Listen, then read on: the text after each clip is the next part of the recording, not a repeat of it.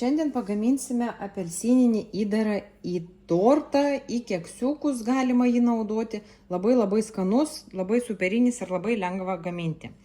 Taigi, čia aš turiu 3 kiaušinius ir 140 gramų apelsinų sulčių šviežiai spaustų. Taip pat 70 gramų cukraus. Dabar jungiu viryklę ant nedidelės ugnies.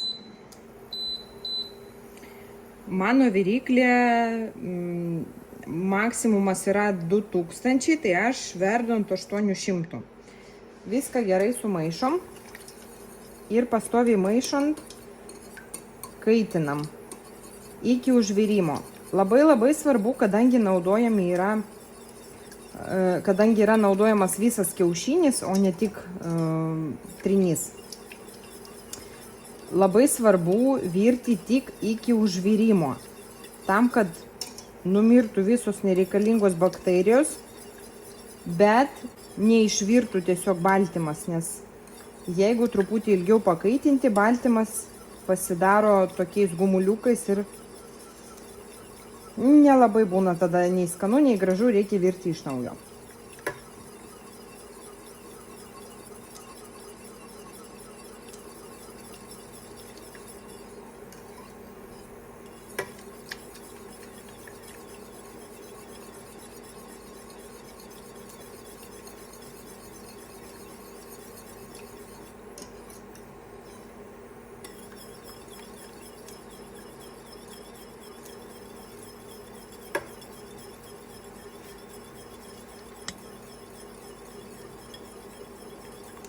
Procesas iš tikrųjų yra labai greitas. Praktiškai pagaminimas užima iki 10 minučių.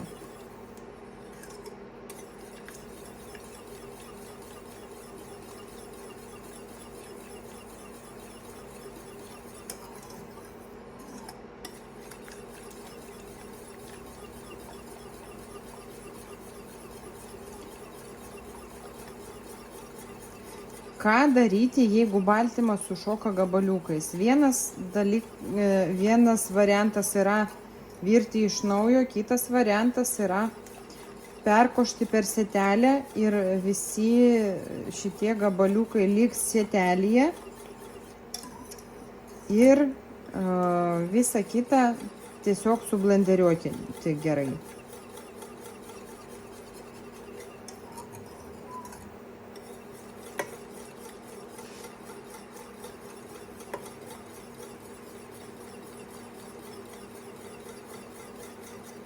Video aš negreitinsiu, aš paliksiu taip, kaip yra, kad jūs matytumėt, kiek realiai laiko užtrunka šitas visas procesas.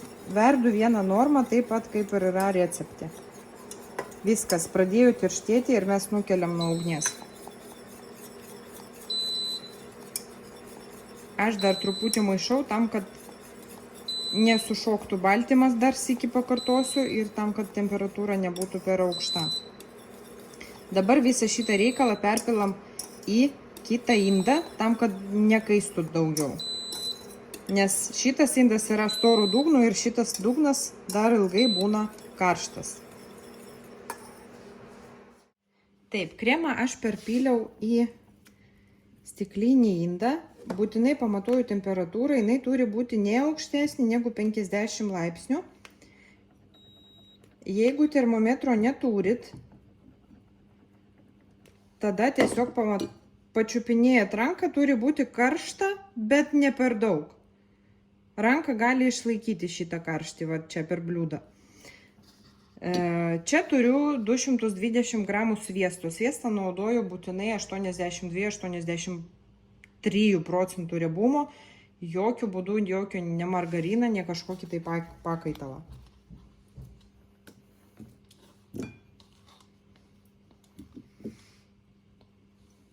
Dedu iškart visą sviestą, permaišau.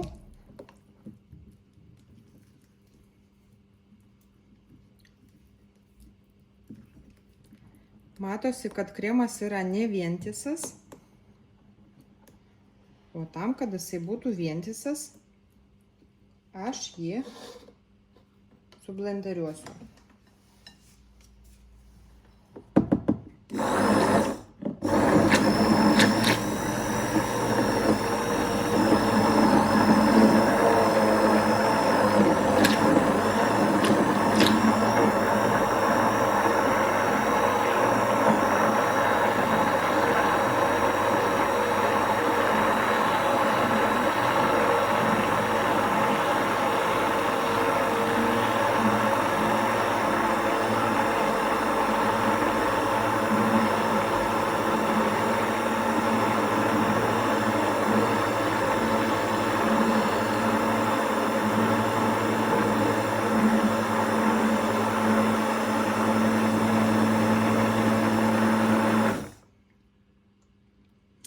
Viskas, kremas pasidarė vientisas ir gražus. Kodėl reikia būtinai sublenderiuoti? Todėl, kad mes turim padaryti emulsiją, reiškia sujungti riebalus su skysčiu, o tai įmanoma tik tai blenderio pagalba, todėl, kad paprastai maišant sviestas ištirps, bet vientisos konsistencijos mes negausim.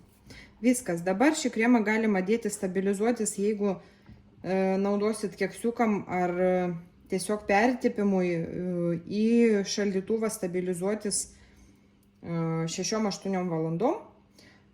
O jeigu norit naudoti kaip įdarą į tortą, galima šitą kremą padalinti į 2 dalis ir supilti į žiedus.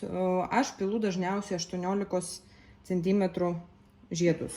Ir juos tada dedu į šaldiklį ir užšaldau. Man tada patogu dėti į tortą. Viskas, ačiū, kad žiūrėjot.